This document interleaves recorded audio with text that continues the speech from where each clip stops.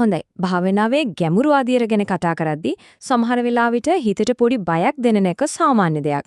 මගේ මනසට මොනවා හරි වෙයිද? මට අමුතු දේවල් පේන්න ගනේද? මේ වගේ ප්‍රශ්න ගොඩක් දෙනෙක්ට තියෙනවා. ඉතින් අපි මේ විග්‍රහෙන් ඒ සැකයන් ගැන හරියටම දැනගනිමු. ඉතින් කෙලින්ම කතා කරමු. භාවනාව ඇත්තටම කෙනෙක්ව මානසිකව අස්ථාවර කරන්න පුළුවන්ද? නැත්නම් භාවනා කරනකොට පේන දේවල් ඇත්ත දේවල්ද? මේක තමයි අපි අද හොයලා බලන්න යන්නේ. හරි. එහෙනම් අපි මුලින්ම බලමු මේ භාවනාව සහ මානසික ගැටලු අතර තියෙනවා කියන සම්බන්ධය ගැන. මොකද මේ ගැන පැතිරලා තියෙන පොදු වැරදි මතයක් निराකරණය කර ගැනීමෙන් තමයි අපි පටන් ගන්න ඕන. මෙන්න මේකයි ඇත්ත කතාව. මූලාශ්‍රවලට අනුව භාවනාව නිසා කෙනෙක්ට අලුතින් මානසික රෝගයක් හැදෙන්නේ නැහැ. හැබැයි කෙනෙක් තුල දැනටම යටපත් වෙලා තියෙන මානසික තත්ත්වයක් තියෙනවා නම් භාවනාවෙන් අන්න ඒක මතු පිටට එන්න පුළුවන්. ඒක හරියට දූවිලි බැඳිච්ච කණ්ණාඩියක් පිහදාලා බලනවා වගේ වැඩක්. කණ්ණාඩියෙන් කරන්නේ තීන දේ පෙන්වන එක විතරයි. අලුත් දෙයක් මවන එක නෙවෙයි.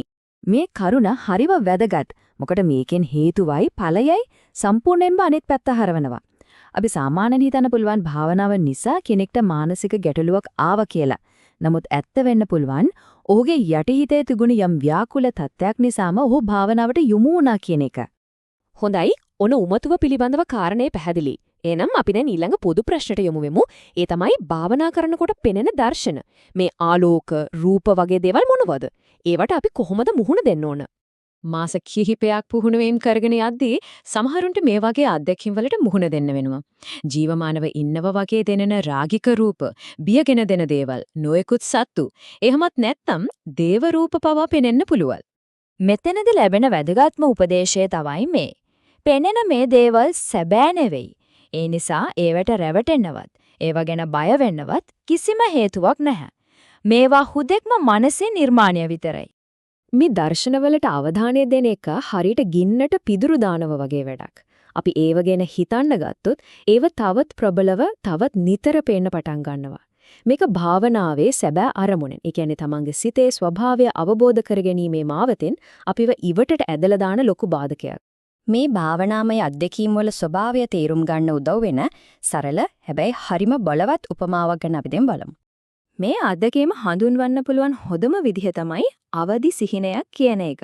අපි නින්දේදී හීන දකින වගේම භාවනාවේදී සිත නිසල වෙද්දී යටි සිතේ තැන්පත් වෙලා තියෙන දේවල් වලින් මේ වගේ රූප මැවෙන්න පුළුවන්. ඉතින් මේවා හරියටම සිහින වගේමයි මනසේම නිර්මාණ. මේක තවත් හොඳට තේරුම් ගන්න මේ උපමාව උදව් වෙයි.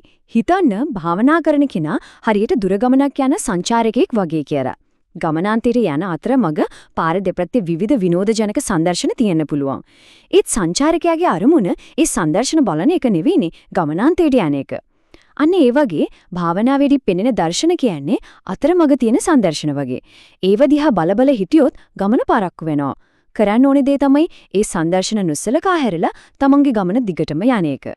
දැන් අපි බලමු භාවනා මගේ තවත් ටිකක් සියුම් අභියෝගයක් ගැන. ඒ තමයි භාවනා කරන කෙනෙක් ලෝකයේ දකින විදිහ වෙනස් වීම නිසා සමාජ සම්මතයන් එක්ක ගැටුමක් ඇති වෙන්න පුළුවන් විදිහ. ගැඹුරු භාවනා පුහුණුවකින් පස්සේ කෙනෙක්ගේ වටිනාකම් පද්ධතියම වෙනස් වෙන්න පුළුවන්. සාමාන්‍ය සමාජීත ඉහළින් අගය කරන දේවල් එයාට සමහර විට කිසිම වටිනාකමක් නැති නිසරු දේවල් විදිහට පේන්න පුළුවන්. ඉතින් මේ නිසා එයාගේ දෘෂ්ටිය අවට ඉන්න අයගේ දෘෂ්ටියෙන් හාත්පසින්ම වෙනස් වෙනවා. ඉතින් මේ වගේ තත්යකට මුහුණ දෙනකොට ලැබෙන උපදෙස් තමයි තමන්ගේ අභ්‍යන්තර ලෝකය කොච්චර වෙනස් වුණත් බාහිර ලෝකයේ තුලදී අනිත් අයෙක් එක්ක සුහදව කටයුතු කිරීම.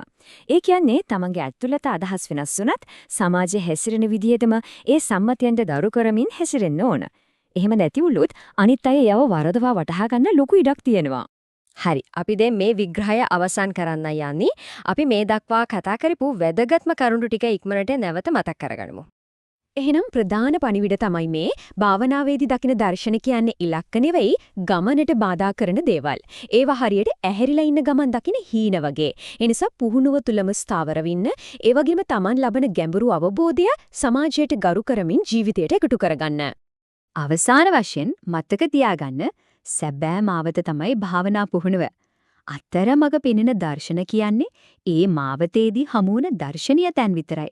වැදගත්ම දේ තමයි ඒ දසුන් වලට හිත දීලා නතර නොවි ගමනාන්තය දක්වාම නොකඩවා ගමන් කිරීම.